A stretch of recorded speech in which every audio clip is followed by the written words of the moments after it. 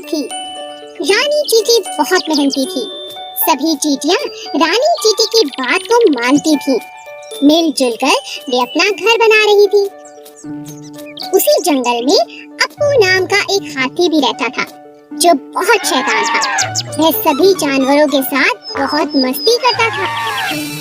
जब चींटियों का घर बनकर तैयार हो गया, तब वे अपने लिए खाना जमा करने लगी। तुम लोग इतनी मेहनत क्यों करते हो? कितना थक जाते होंगे। मैं अपनी सूंड से तुम्हारे घर को कभी भी नष्ट कर सकता हूँ। ये मेरे बाएं हाथ का खेल है।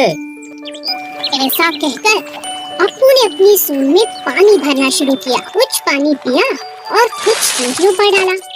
रानी चींटी को बहुत बुरा लगा। उसने कहा, हम बहुत दिनों से इतनी मेहनत कर रहे हैं अप्पू, पानी डालकर हमारी मेहनत को बर्बाद मत करो। मैं जो चाहूँ कर सकता हूँ। तुम बहुत घमंडी हो अप्पू। हम सभी जानवरों को मिलजुल कर जंगल में रहना चाहिए। हम सब एक दूसरे के काम आ सकते हैं। तुम इतनी छोटी चींटी, तुम मेरी कोई मदद नहीं कर सकती। कुछ दिनों बाद जंगल में एक शिकारी आया। उसने अप्पू को पकड़ने के लिए जाल फैलाया और अप्पू उस जाल में फंस गया। तभी रानी चींटी की नजर शिकारी पर पड़ी। उसने अप्पू हाथी की जान बचाने की सोची। वह अप्पू के पास गई और बोली, अप्पू दोस्त, घबराओ नहीं। मेरा दोस्त चूहा तुम्हारा जाल काट देगा और इस शिकारी को तो मैं मजा चखाती हूँ। सभी चींटियां शिकारी के पास गईं और उसे जगह जगह काटने लगी। शिकारी डर से तिलमिला उठा और जंगल छोड़कर भाग गया। चूहे ने अप्पू का जाल काट दिया। अप्पू ने चींटियों से माफी मांगी और कहा, मुझे माफ कर दो चींटी रानी, हम सबको मिलजुल कर रहना चाहिए। आज से मैं भी तुम्हारा दोस्त हूँ। एक घने जंगल में एक पेड़ पर कालू कौवा अपना घोंसला बनाकर रहता था। उसी पेड़ के नीचे एक सांप का बिल था। एक दिन कालू जब भोजन की तलाश में गया, तो पीछे से सांप ने उसके अंडों को खा लिया। जब कौवा वापस अपने घोंसले में आया, तो अपने बच्चों को ना पाकर बहुत उदास हो गया। कौवे को सांप पर शक भी हुआ और उसने फिर सांप से पूछा, भाई साहब, क्या तुमने किसी को मेरे घोंसले की तरफ आते देखा? किसी ने मेरे अंडों को खा लिया है? नहीं नहीं, मैंने किसी को नहीं देखा। मुझे नहीं पता तुम्हारे अंडे किसने खाए।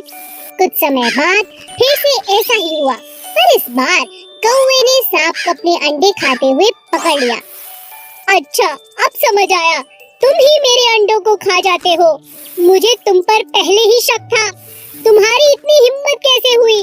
मेरे अंडों को खा गए। मुझे भूख लगी थी, इसीलिए मैंने तुम्हारे अंडों को खा लिया। तुम मेरा कुछ नहीं बिगाड़ सकते। इतना कहकर सांप अपने बिल में चला गया। कालू बहुत उदास हो गया और उसने सांप से बदला लेने की सोची। फिर वह उड़ता हुआ राजा के महल की तरफ चला गया। तभी उसकी नजर महारानी पर पड़ी, जो तालाब में स्नान कर रही थी। महारानी के कीमती जेवर तालाब के किनारे पड़े थे, जिनकी निगरानी उनके सिपाही कर रहे थे। कालू कौवे को एक उपाय सूझा। वह एक लंबा सा हार अपनी चोंच में फंसाकर उड़ने लगा। सभी सैनिक कौवे का पीछा करने लगे। कालू ने चालाकी से उस हार को सांप के बिल में डाल दिया। जब सैनिकों ने बिल में डंडा मारा, तब बाहर निकला सांप, जिसके गले में महारानी का हार था। सैनिकों ने पीट पीट कर सांप को जान से मार दिया और हार ले लिया।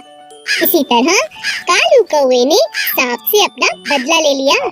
बहुत दूर पहाड़ों के बीचों बीच एक बड़ा सा जंगल था। उस जंगल में एक बड़ा सा तालाब था और उस तालाब में एक बत्तख भी रहती थी और अपने आप को अकेला महसूस करती थी।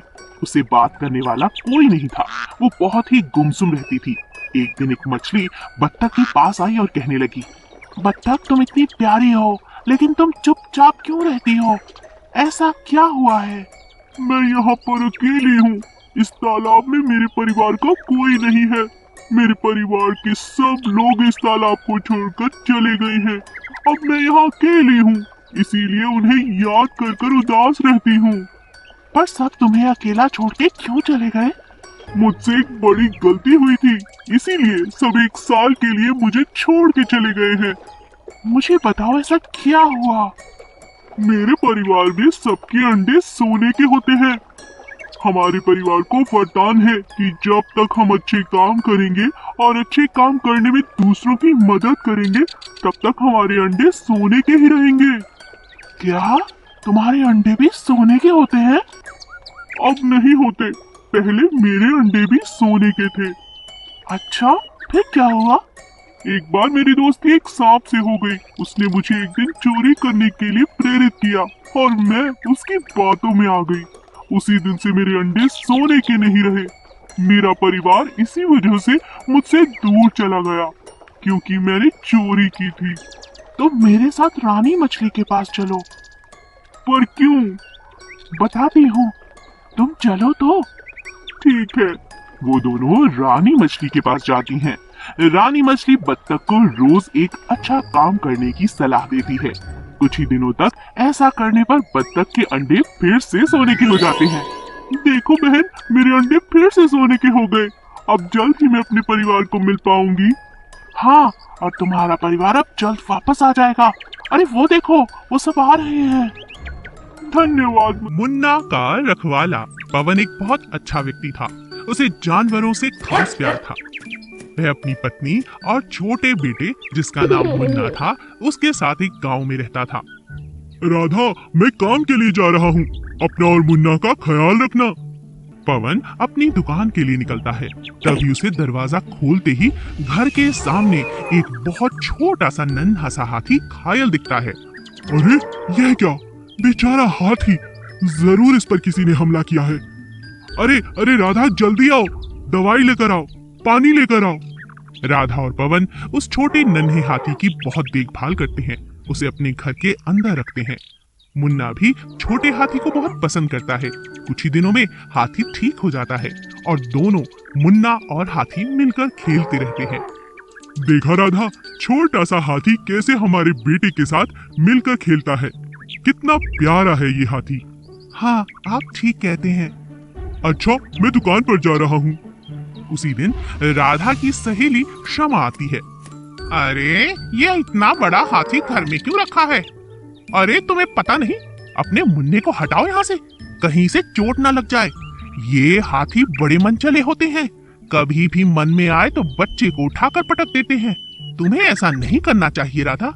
शमा राधा को अपनी बात कहकर चली गई। अब राधा के मन में छोटे हाथी के प्रति प्यार बिल्कुल ना रहा। वह पवन से जिद करने लगी कि उसे जंगल छोड़ाए। ये तुम क्या कह रही हो? इतना छोटा हाथी है, मैं इसे नहीं छोड़कर आ सकता।